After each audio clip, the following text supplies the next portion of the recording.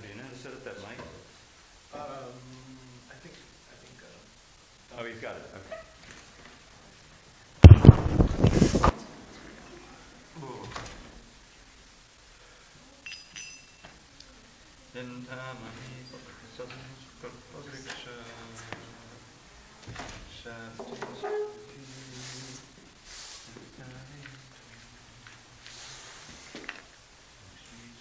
Yeah, the thing is, I'm telling you, hooking it up there never works. You lose flexibility. Well, okay, that.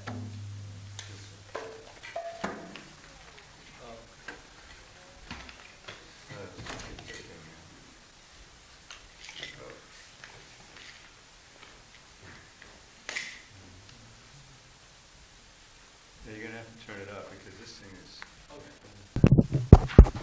Hello. Can anyone hear me? That's better.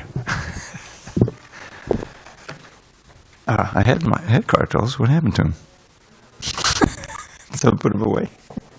Oh wait, here they are. They're on here. I got them. Jaya Radha Madhava Kunja Bihari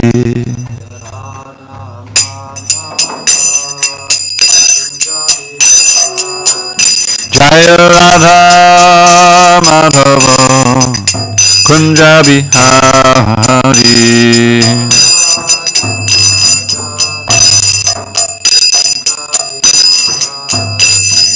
Gopi Jana Vallabha Girivardhari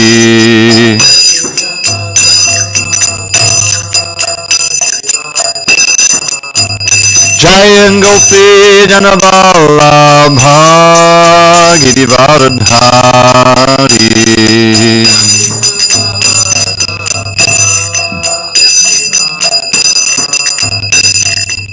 Yashodanandana Brajajana Randhana Yashodanandana Brajajana Randhana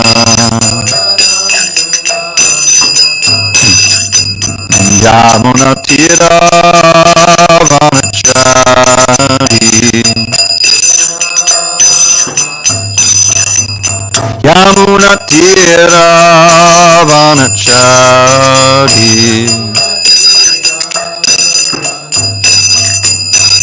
Jaya Radha Madhava Kunja Bihari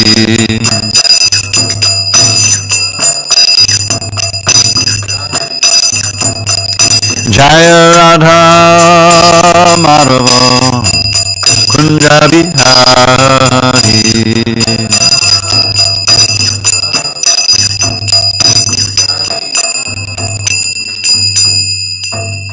Jai Mr. Bhad Paramahansa Buddhikacharya Ashtotar to Shri Srimad Divine Grace Srila A.C. Bhaktivedanta Swami Prabhupada Ki Jai ISKCON BBT Founder Acharya Srila Prabhupada Ki Jai Jai Vishnupad Paramahansa Buddhikacharya Ashtotar to Shri Srimad Divine Grace Srila Bhakti Siddhanta Saraswati Thakur Ki Jai Ananta Koti Vaishnavinda Ki Jai Namacharya Srila Haridas Thakur Ki Jai Grantaraj Srimad Bhagavatam Ki Jai Samaveta Bhaktivinoda Ki Jai. All glories to the assembled devotees. All glories to the assembled devotees. All glories to the assembled devotees. All glory to Shri Guru and Vairagya. I think I said it was November 26th this morning, but it's only November 25th. I'm going to let you know that. Narayanam Namaskritya Narang Chaiva Narottamam Devim Saraswatim Vyasam Tato Jayam Hadirayed.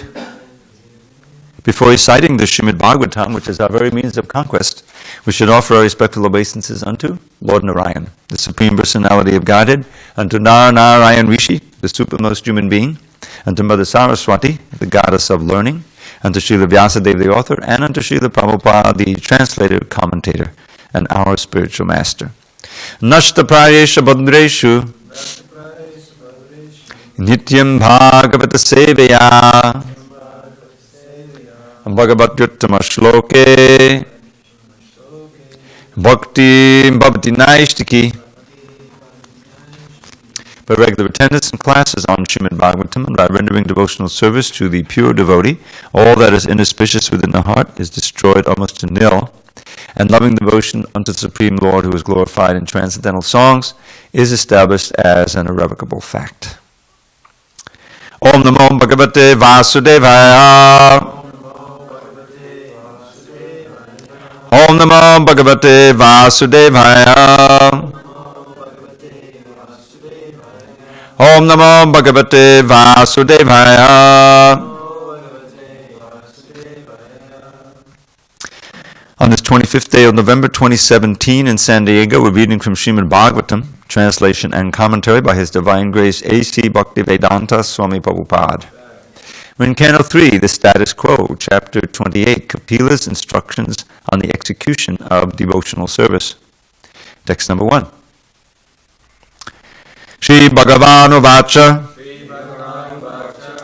Yogasya Lakshanam Bhakshye Sabijasya Nirpatmaje Mano Ye Naiva Vidina Prasannam Yati Satpatham. Shri Bhagavanu Vacha Yogasya Lakshanam Vakshye Sabijasya Nirpatmaje Mano Ye Naiva Vidina Prasannam Yati Satpatham. Shri Bhagavanu Vacha Yogasya Lakshanam Vakshye Sabijasya Nirpatmaje Mano Ye Naiva Vidina Prasannam Yati Satpatham. Advidar. Shri Bhagavanu Vacha Yogasya Lakshanam Bhakshye Sabijasya Nirpatmaje Mano Ye Naiva Vidina Prasannam Yati Satpatham. Shri Bhagavanu Vacha Yogasya Lakshanam Bhakshye Sabijasya Nirpatmaje Mano Ye Naiva Vidina Prasannam Yati Satpatham. Shri Bhagavanu Vacha Yogasya Lakshanam Bhakshye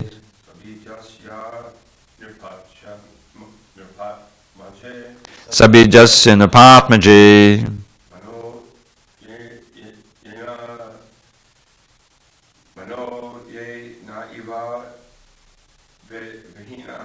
Mano Ye Naiva Vidina Prasannam Yati Satpatham. Ladies. Shri Bhagavanu Vacha Yogasya Lakshanam Bhakshye Sabijasya Nirpatmaje Mano Ye Naiva Vidina Prasannam Yati Satpatham. Shri Bhagavanu Vacha Yogasya Lakshanam Bhakshye Sabijasya Nirpatmaje Mano Ye Naiva Vidina Prasannam Yati Satpatham. Shri Bhagavanu Vacha. The personality of Godhead said, Yogasya, of the yoga system. Lakshanam, description. Vakshye, I shall explain. Sabijasya, authorized. Nripa Atmaje, O daughter of the king. Manaha, the mind. Yena, by which. Eva, certainly. Vidina, by practice. Prasannam, joyful. Yati, attains. Satpatam, the path of the absolute truth. All right, give me a second here. Sorry. Okay. Translation. The personality of Godhead said, My dear mother, O daughter of the king, now I shall explain to you the system of yoga, the object of which is to concentrate the mind. By practicing this system, one can become joyful and progressively advance towards the path of the absolute truth. Please repeat. The personality of Godhead said, My dear mother, O daughter of the king, now I shall explain to you the system of yoga, the object of which is to concentrate the mind. By practicing this system, one can become joyful and progressively advance towards the path of the absolute truth. Okay. Purport. The yoga process explained by Lord Kapila Dev in this chapter is authorized and standard, and therefore these instructions should be followed very carefully. To begin, the Lord says that by yoga practice, one can make progress towards understanding the absolute truth, the Supreme Personality of Godhead. In the previous chapter, it has been clearly stated that the desired result of yoga is not to achieve some wonderful mystic power. One should not be at all attracted by such mystic power, but should attain progressive realization on the path of understanding the Supreme Personality of Godhead. This is also confirmed in the Bhagavad Gita, which states in the last verse of the 6th chapter that the greatest yogi is he who constantly thinks of Krishna within himself, or he who is Krishna conscious. It is stated here that by following the system of yoga, one can become joyful. Excuse me. Lord Kapila Dev, the personality of Godhead, who is the highest authority on yoga, here explains the yoga system known as Ashtanga Yoga, which comprises 8 different practices, namely yama, niyama, asana, pranayama, pratyahara, dharana, dhyana, and samadhi.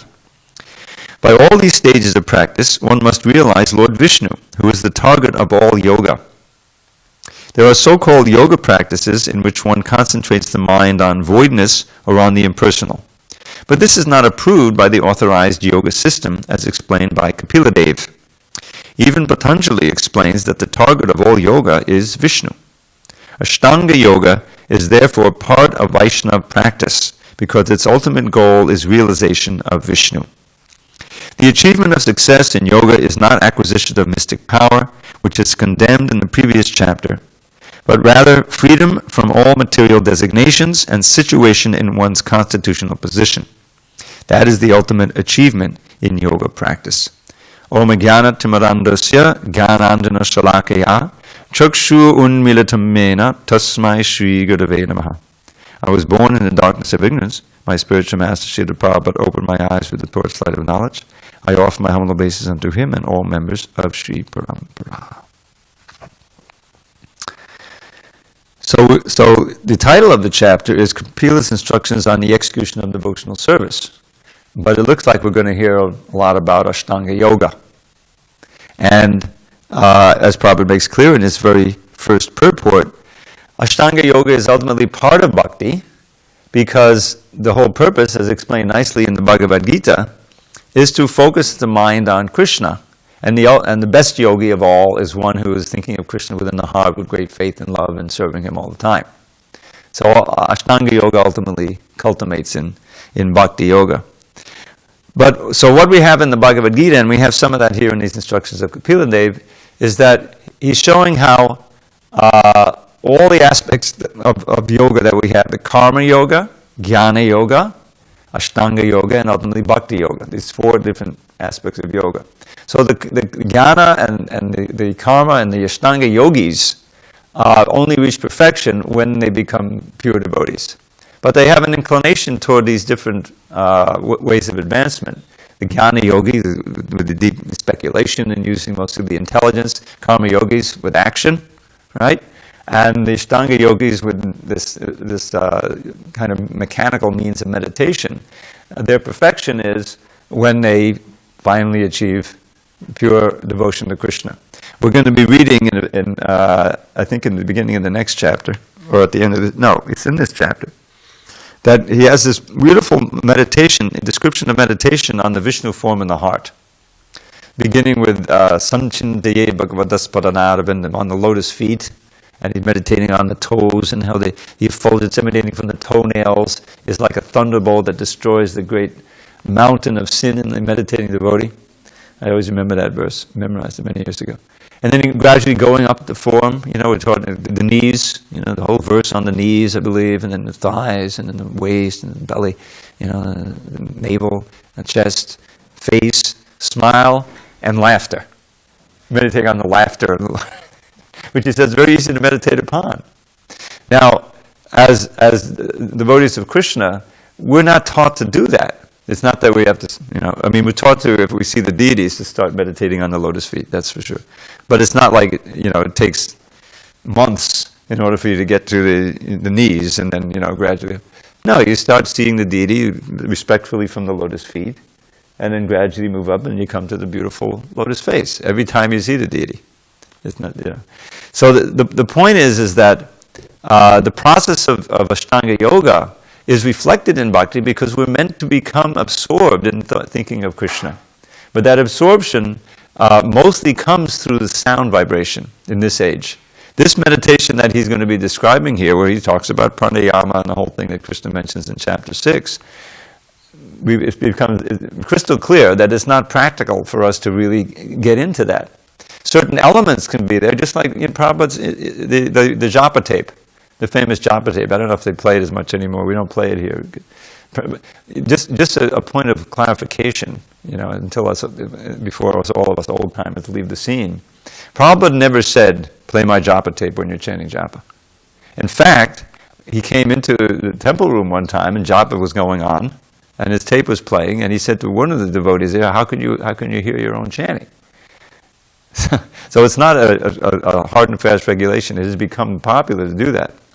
But in that japa tape, where they just put the mic up to Prabhupada as he's chanting his own japa with the devotees in the temple room. That's how the japa tape came out about. It wasn't say, bring the mic, record my japa.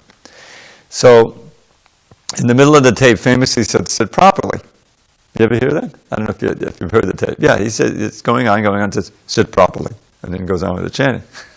Well, someone must have been slouching, maybe leaning against a wall, who knows? It was early on. They could have been lying down, Sit properly. Well, what is properly? With your back straight. Why? Because it helps the concentration. Simple as that. Have you ever tried chanting japa lying down? Talk about japa putting you to sleep. It's impossible, to really concentrate. It's not recommended. It's not bona fide.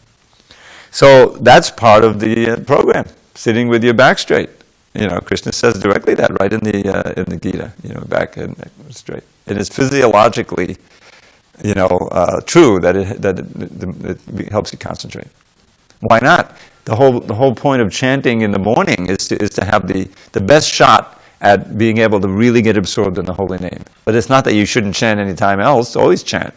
And if you somehow don't finish your rounds, somehow finish them in the day, find a quiet spot, somehow or other get it done.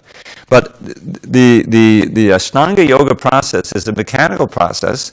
You may not know this, but in the Hari Bhakti Vilas, which is instructions written by Gopabhata Goswami in conjunction with Sanatana Goswami, for household devotees, very, very involved instructions, which we don't at all practice all of them. Some of them come from there. But there's some recommendation there. I haven't read it, but devotees who have read the whole thing, I don't know if we even have the whole thing translated yet, said there's some recommendation for pranayama, to quiet the mind before chanting Hare Krishna. So the idea is that all of these aspects, the Jnana Yoga, meditating or understanding the different energies of the Lord, how our body comes about, which we just heard in previous chapters here, how the creation comes about. That's important to understand, to found or base your practice and your faith on.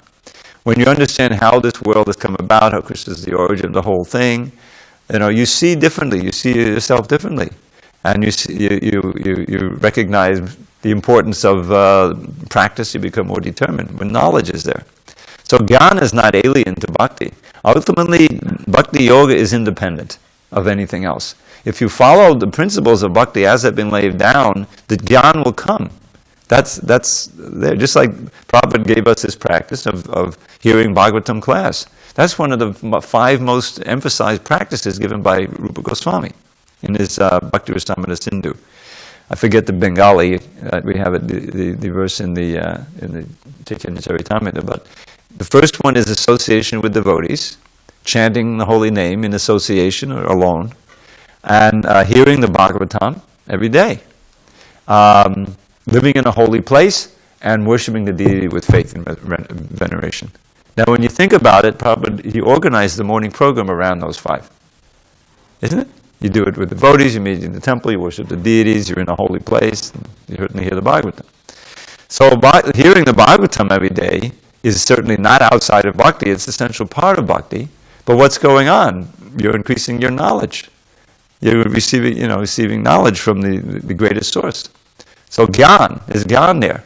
So in other words, by practicing devotion according to the rules and regulations given, then knowledge will come. You see? And so we have this verse near the beginning of the first canto, Vasudeve Bhagavati Bhakti Yoga Prayojitaha Janayat Yashu Vairagyam Jnanam Chayadahoitakam. This is the second verse in the first instructions of Sutta Goswami to the sages there. It says, by rendering devotional service to Vasudeva, Krishna, Bhakti Yoga, engaging in Bhakti Yoga, Janayati generates, Ashu, quickly, Jnana, knowledge, and Vairagya, detachment. They go together. My little, maybe you haven't heard it, some of you heard it before, but it's, the idea that knowledge produces detachment. That there can't be any Vairagya without knowledge. And how does that work? Well, in an obvious way, suppose someone has made a really famous sabji. They're known for making this eggplant sabji. Okay, I knew some cooks like that back in. When you heard that so and so cooked the eggplant sabji, then your mouth was watering. Yes, it's prasadam, but you couldn't help it. So, okay, so it's almost lunchtime, and so and so has cooked that eggplant sabji that they're famous for. Okay, Hare Krishna. And Shariraj Vijajal, everyone sits down, and someone's serving out, But before the first ladle is put out, the cook comes running out, says, "Oh, Prabhu's, Maharaji's, I'm so sorry, Instead of the salt, I put the sugar, and the whole thing is spoiled. It's blooped. There's a bloop preparation." Oh no! So suddenly, what happens to all your desire to eat that subject? It's gone. From the knowledge comes detachment, see? Now, on a more serious level, that's how we're supposed to become detached from this material world. We hear in Bhagavad Gita, of course, everything is very condensed there, but Krishna says, Janma Mrityu Jara Vyadi Dukkha Doshana Darshanam. One should always understand the evils of this world, birth, death, old age, and disease, right? And then there's the threefold miseries, which you can describe in more detail, right? And our own experience also. And so we should start to be detached from those activities that keep us bound in this material world. And realize, and Krishna's statement that the very pleasures that you enjoy with the senses are the sources of your misery. Well, that knowledge should make us want to be detached. Now, the point is that it's visceral. You can't immediately be detached. But it should make us want to practice the bhakti yoga that will really literally make us detached. You understand what I'm saying?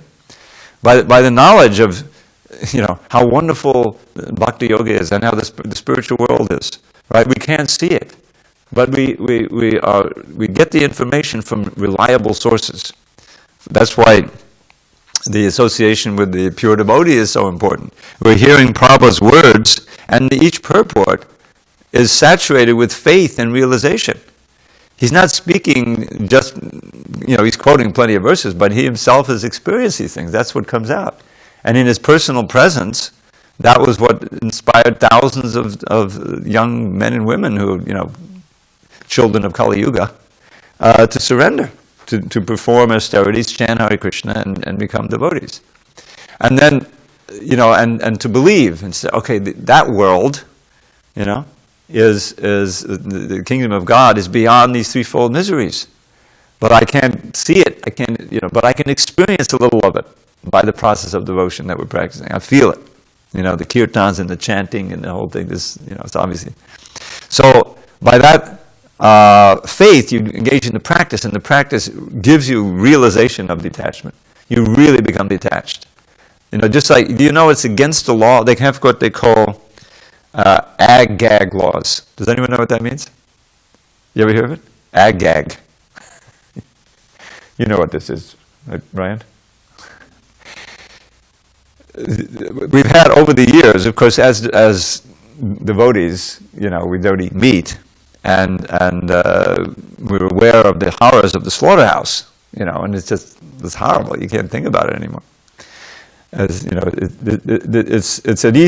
one of the first things you become detached from, not just because of prasadam, but because of what is what's going on. And there's the whole vegan movement and vegetarians. A lot of it is this ethical movement.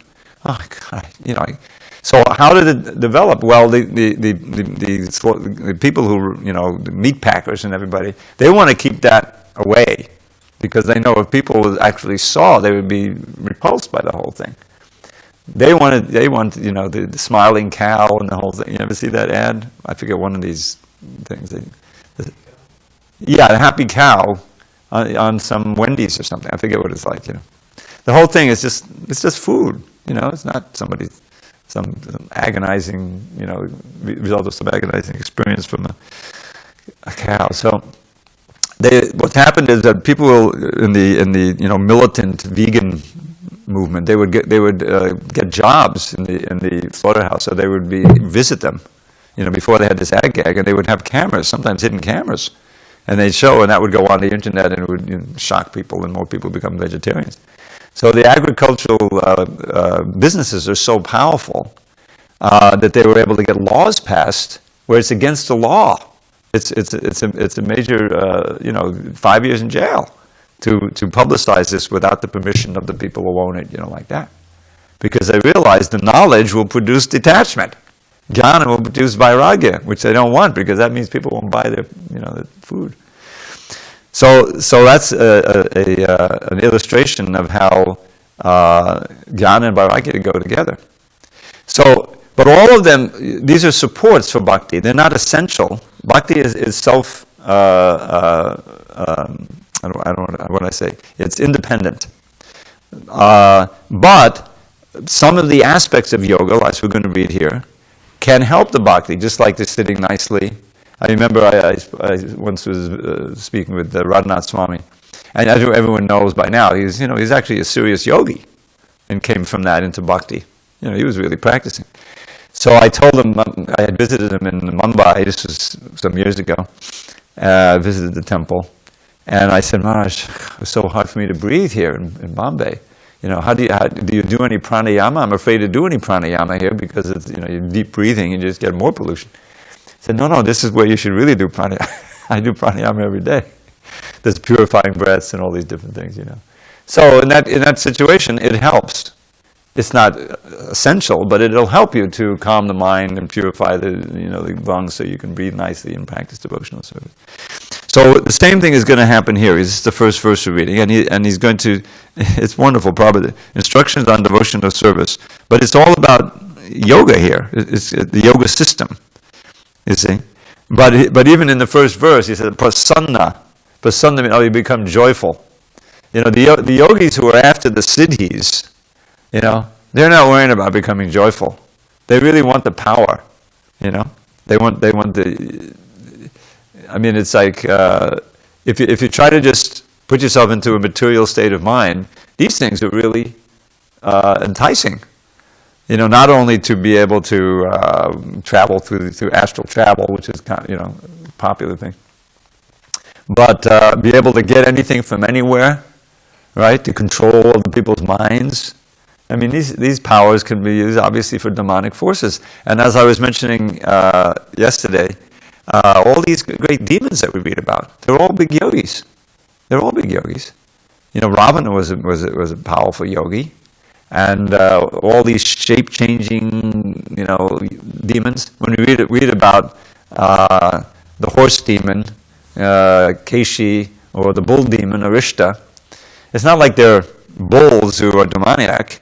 They're demons who take the form of bulls or horses, because I think that'll be effective. That ordinary horse, a huge horse, and a huge bull with a tail and moving the clouds, Just by winnowing, just by roaring, the cows had miscarriages and everything, Very frightening.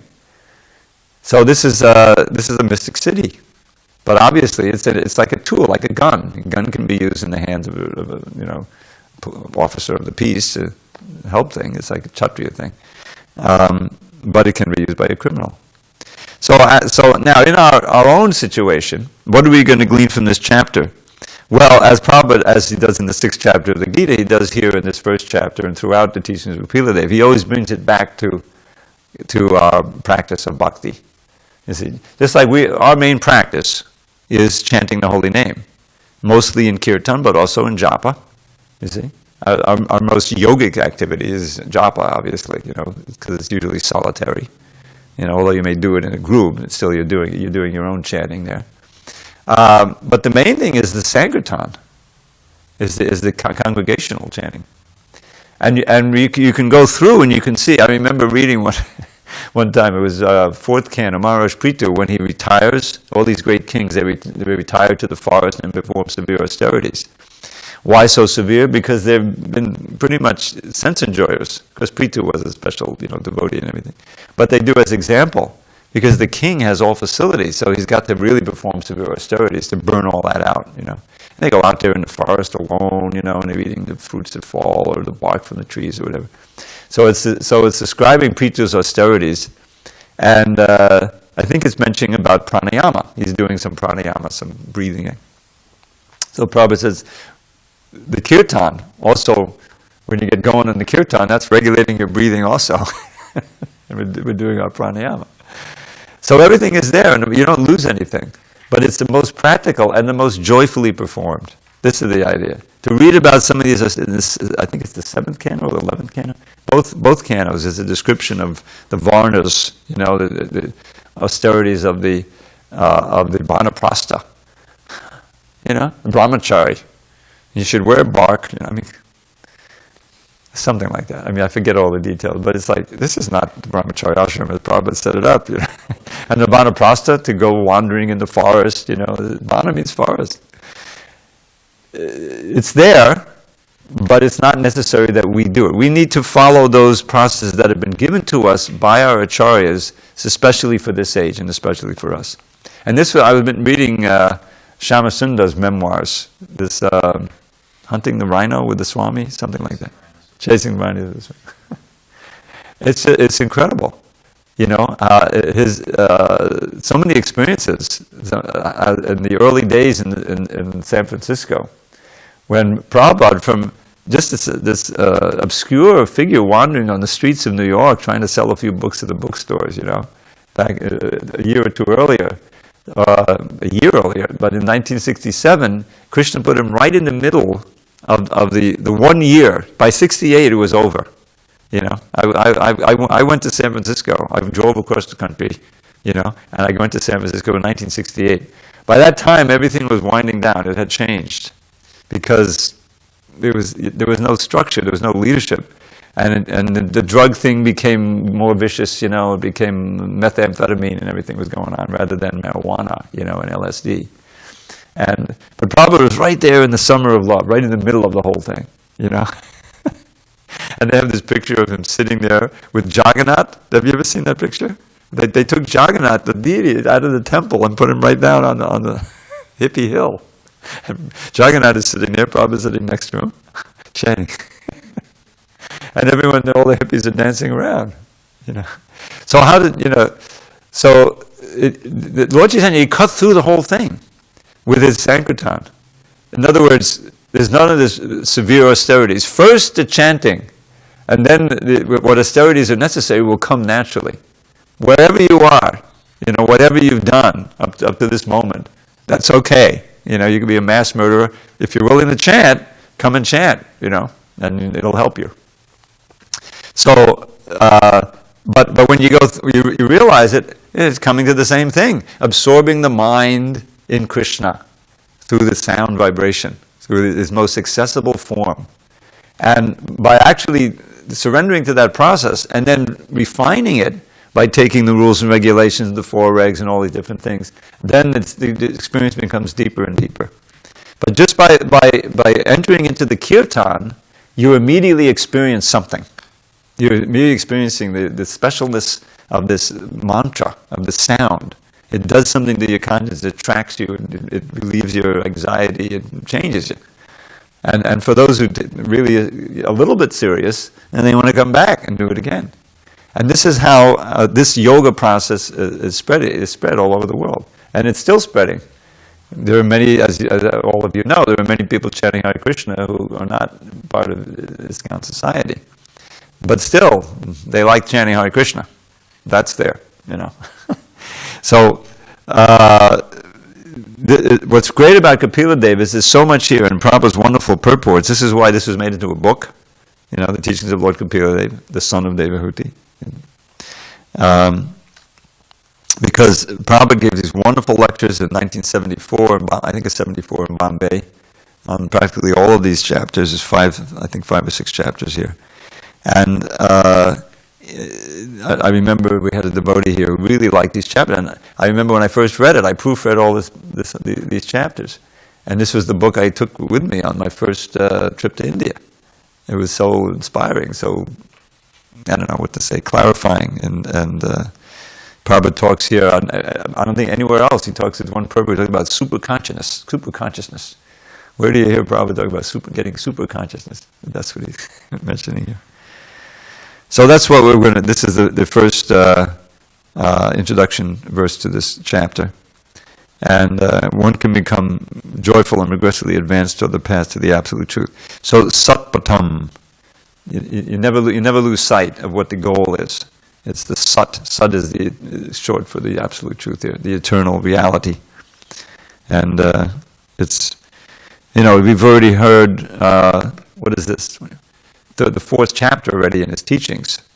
And remember, he began with the Sadhu Sangashtaka, which is also where he says, there one verse, there's a verse that says, Bhaktya puman jata varaga indriyad, drishta shrutan manvachanano chintaya chittasyato grahane yoga yukto yatisyate vijubir yoga margai. So in that, he's talking there about just association. That's the whole theme, is that the importance of associating with devotees, pure devotees. And he describes them as sadhus, very tolerant, merciful, always chanting my glories, and very kind, to like that, some qualities.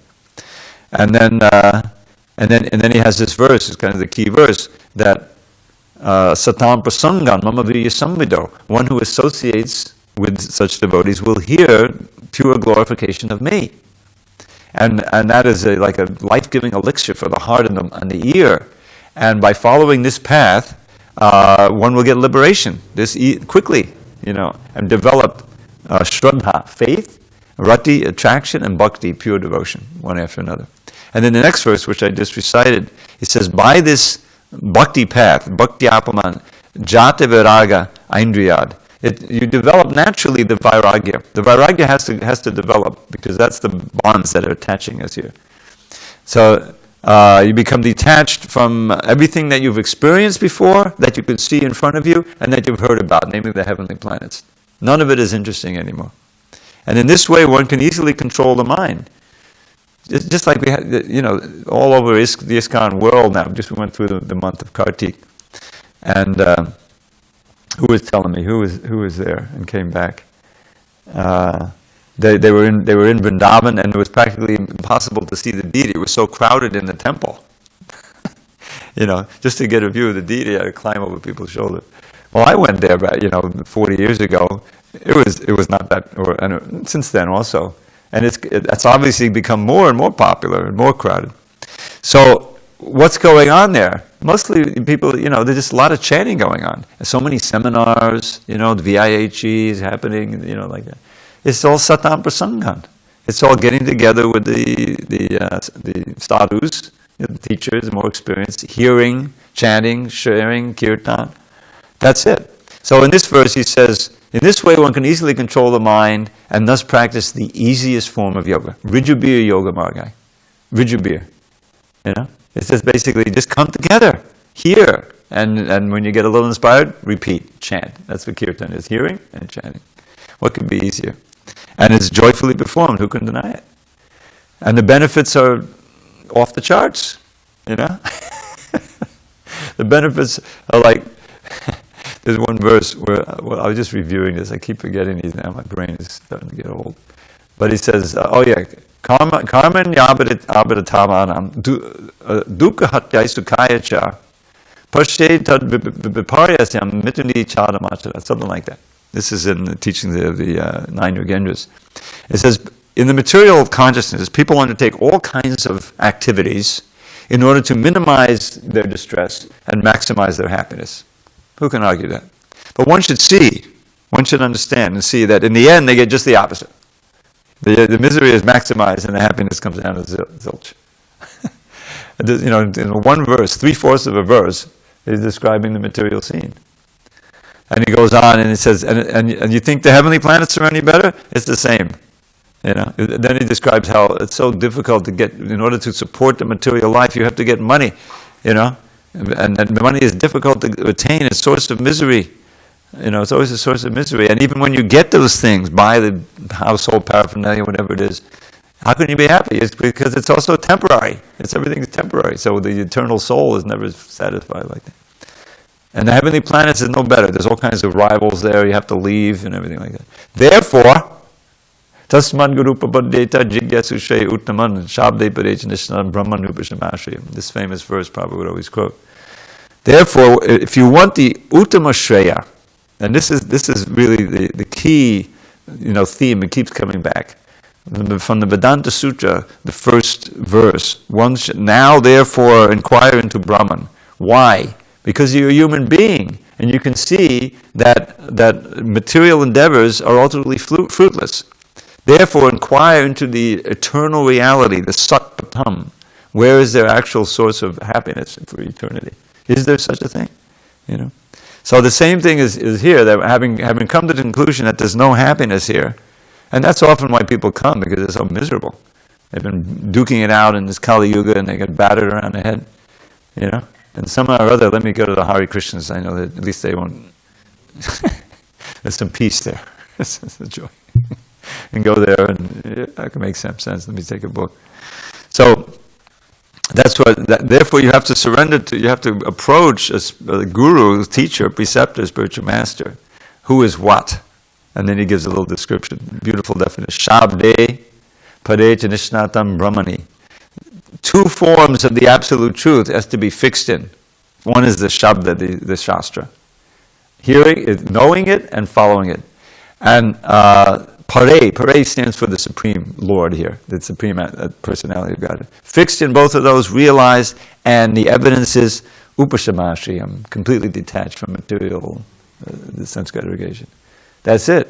There's so many other qualities, but those are foundational. And then he goes on to practice the principles of yoga. And when it comes down to ultimately getting together with devotees and hearing and chanting, it says, Padaspanano katanam pavanam bhagavadyasha mito ratir matastustir nivrita mito apmanaha.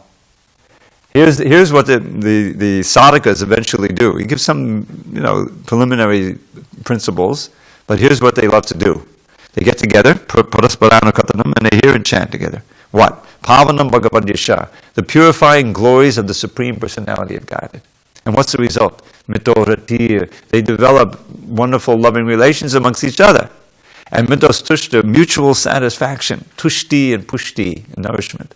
And at the same time, they nourish each other's detachment from the material life. Smaranjak smaranjascha mito gaugaharam harim. Bhaktya sanjatiya bhaktya. That one line is very important. It means that bhakti comes from bhakti. But here it's meaning by this sadhana bhakti, one gets bhava bhakti. Bhaktya sanjatiya means generate. So he reiterates, he says, by thus remembering Hari, who is the eliminator of huge quantities of sin within the heart, oga. This is kind of a little idiom in Sanskrit. Oga means sin and oga means flood, great quantity, So oga becomes agauga. Agauga haram. He takes away tons of sin. Hari takes away. So, mito gauga haram harim. They're remembering Hari, who is the remover of all sin, and they're reminding each other of him. Reminding and remembering. Smaranchak, smarayanchas. Just like I said, Mukunda, give me that shloka I gave you before. Oh, okay, I'll see if I can. So, I'm reminding and he's remembering. Or I'm remembering. This is how the devotees act. And the result is, by this bhava bhakti, by this vidhi bhakti, or sadhana bhakti, you develop bhava bhakti. And the last line says, utpulikam tanum. I forget the first word, but he says, and thus the hair stands, and then the next verse he's describing tears flowing and everything. So what is it? We're back to Satam Prasangan. In other words, to get together, glorify the Lord together, and then work in a way to help others learn about the Lord and help and expand the family. That's the whole process. That's it. Get yourself straight, fix your mind, come together, and become strong in devotional service. So, how does Ashtanga Yoga fit in? Okay, if you're into Ashtanga Yoga, here's your instructions, and you'll end up meditating on the laughter of the Lord in His pastime. So he's just taking those who want yoga and giving them the proper goal for their yoga. Just as those who want activity, okay, here's karma yoga, ultimately offer everything to Krishna, sacrifice. You want gyan? Okay, bahunam janmanam ante gyanavam apapadide. After many births of cultivating gyan, you surrender unto Vasudeva. Back to bhakti. So this is the same thing. Kapila is doing the same thing that Krishna does in the Gita, but he has more chapters, a longer time to work with, actually. Any questions? I've gone way over time.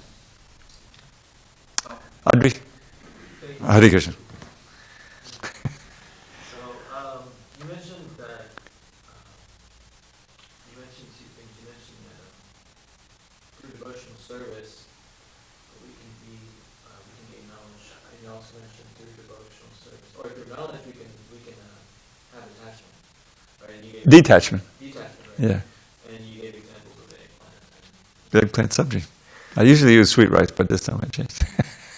So sometimes we can, obviously there's many purports where Prabhupada mentions that, we need to be intelligent and discern from different things. And so sometimes this can lead to this insatiable thirst of knowledge and wanting to know so many things. And we can totally forget about this idea of performing devotional service so that knowledge is bestowed on us. Mm-hmm. Right? At least for me. And so I was wondering if you could give an example where this actually happens, where knowledge is kind of given to us. Or sometimes too we can think that these people don't know, or that person doesn't know, and by me trying to learn or understand further, then I will know, and then I will make spiritual advancement like this. That's kind of my dharma. So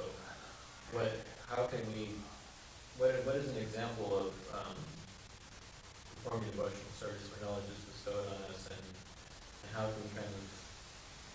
Well, let's think about it a minute, because there's two things going on. One is that Krishna is in the heart, right? And he says, Tesham satati yuktanam, those who are fixed in devotion to me, who are serving me with love, I give them the intelligence by which they can come to me.